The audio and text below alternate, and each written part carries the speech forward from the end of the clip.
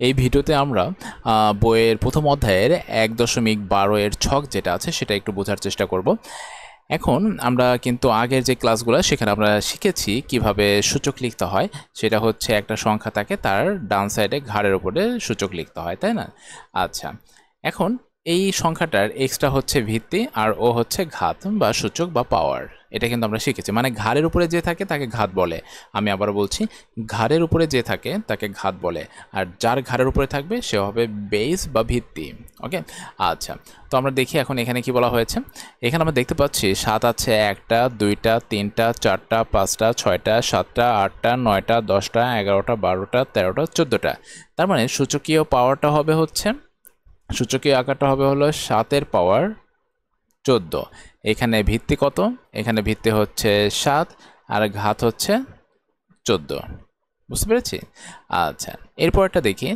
১৪ আছে ১টা ২টা ৩টা ৪টা ৫টা।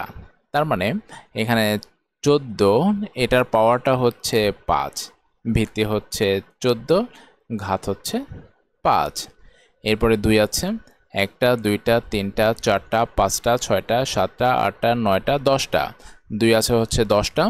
তার মানে এখানে ২ এর পাওয়ার ১০, ভিত্তি হচ্ছে ১০, ঘাত হচ্ছে, ভিত্তি হচ্ছে ২, ঘাত হচ্ছে ১০। এরপরে ১১ আছে ১টা ২টা ৩টা ৪টা ৫টা ৬টা ৭টা ৮টা। তার মানে ৮টা ১১, তার মানে ১১-র পাওয়ার হচ্ছে ৮। এইখানে ভিত্তি হচ্ছে ১১ এবং ঘাত হচ্ছে ৮। এবং ফাইনালি সর্বশেষ ২১ আছে একটা। তার মানে ২১-এর পাওয়ারটা হচ্ছে ১। এখন ভিত্তি আমরা বলতে পারি একটা, এবং ঘাতও কয়টা? ভিত্তি হচ্ছে ২১ আর কি, আর ঘাত কত? ঘাত হচ্ছে একটা। বুঝতে পেরেছি? তো আমরা এখানে কি শিখলাম? আমরা শিখলাম যদি এরকম কোনো সংখ্যা থাকে, এটা হচ্ছে ভিত্তি, আর পাওয়ার যেটা সেটা হচ্ছে ঘাত, আর এই দুইটা মিলে একসাথে যেটা আকার সেটা হচ্ছে সূচকীয় আকার।